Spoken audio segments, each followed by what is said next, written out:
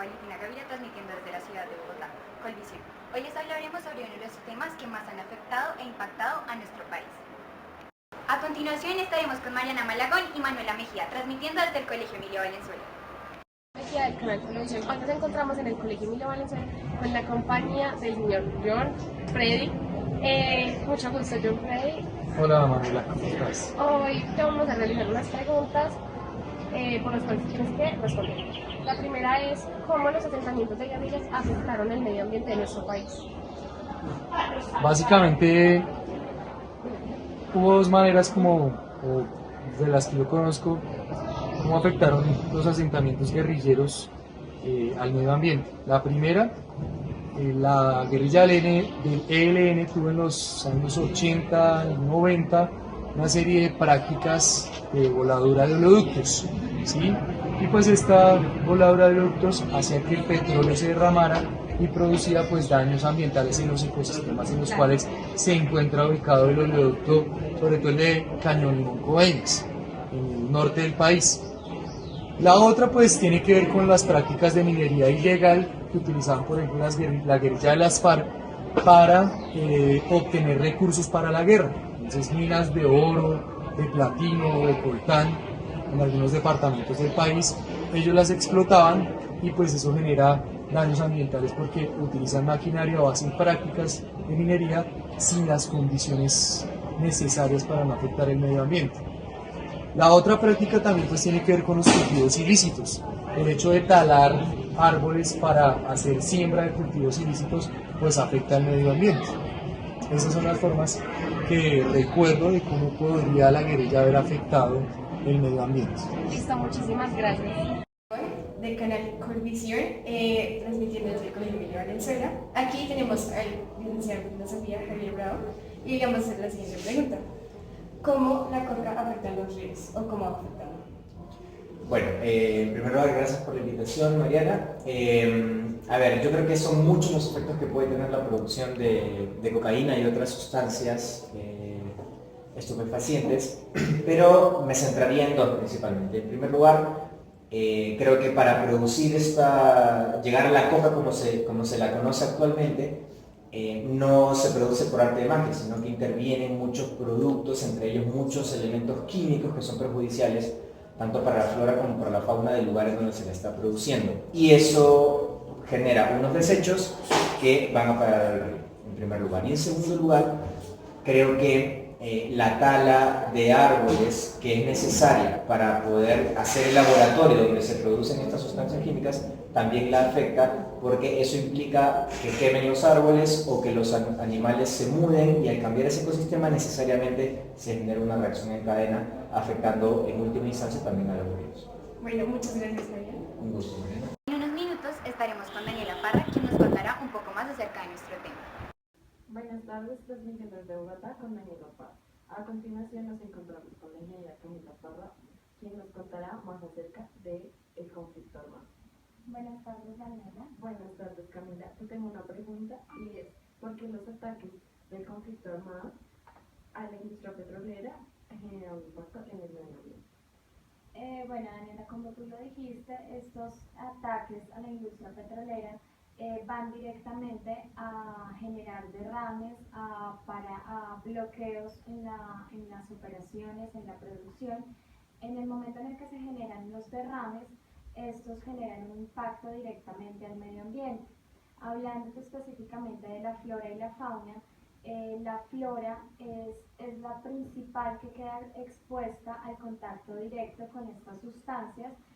La flora, como ya sabemos, es un proveedor de refugio y alimentos para la fauna, es decir, que ahí se encuentra ligado también la contaminación a la fauna, ya que esos animales al momento de consumir o estar en contacto con estas sustancias puede generar hasta la muerte de ellos. Esto no solamente ocurre a nivel terrestre, sino también a nivel marítimo.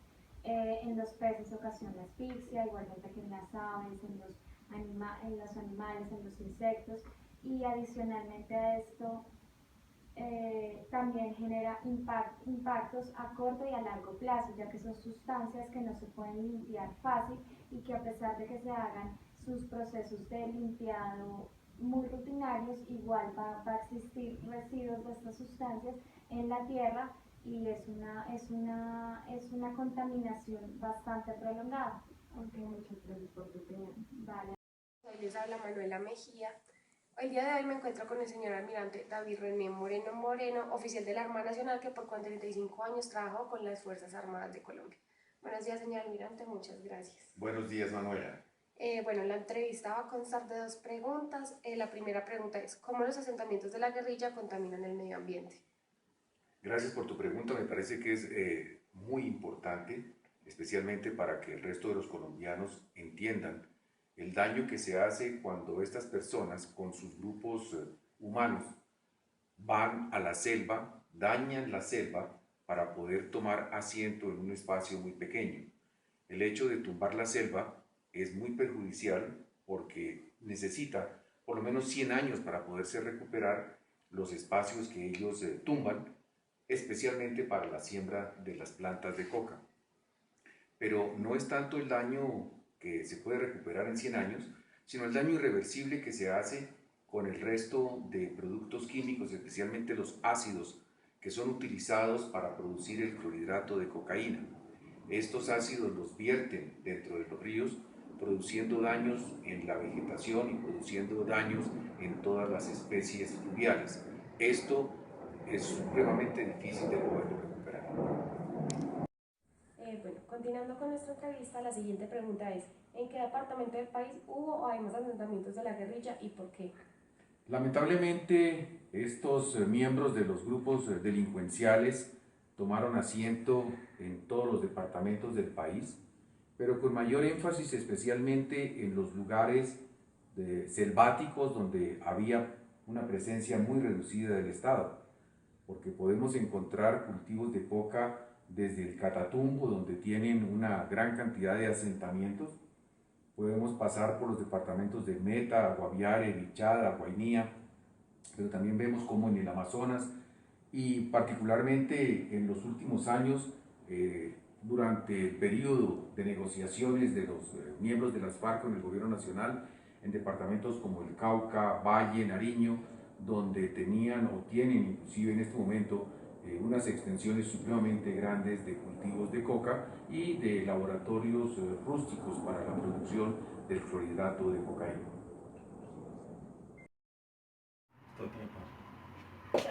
Buenas noches a todos, hoy les habla Manuela Mejía desde el norte de Bogotá. El día de hoy me encuentro con el señor Sargento Primero Gustavo Adolfo Mejía Zuluaga. Muchas gracias por acompañarnos, señor. Gracias, Manuela. Bueno, nuestra entrevista va a constar de 2 preguntas. La primera son, ¿cuáles son los 2 grupos armados más influyentes en Colombia? Bueno, en primer lugar encontramos las FARC, Fuerzas Armadas Revolucionarias Comunistas. Este grupo al margen de la ley fue creado en el año de 1964. En el año 2016 creó un pacto de paz con el gobierno nacional. En segundo lugar encontramos el ELN, Ejército de Liberación Nacional, que actualmente este grupo se encuentra en diálogos con el gobierno en la ciudad de Quito, Ecuador.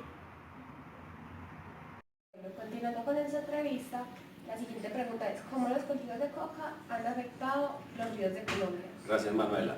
Los cultivos como tal no afectan los ríos, son los insumos y sustancias utilizadas por las personas que elaboran la pasta de cocaína. Elementos como ACPM, acetona, carbonato de sodio, entre otros, que al vertirlos a los ríos matan el ecosistema acuático. A continuación estaremos en noticias de entretenimiento.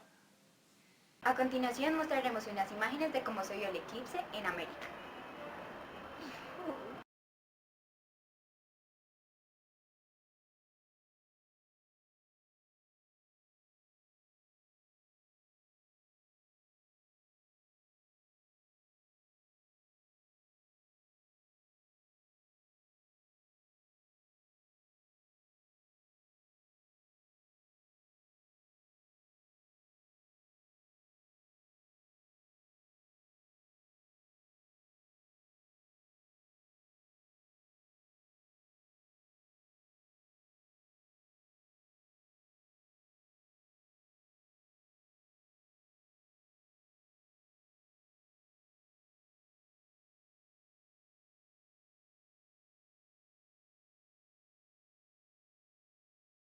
El actor colombiano Alejandro Díaz está triunfando triunfando en los Estados Unidos con su obra de teatro Span English.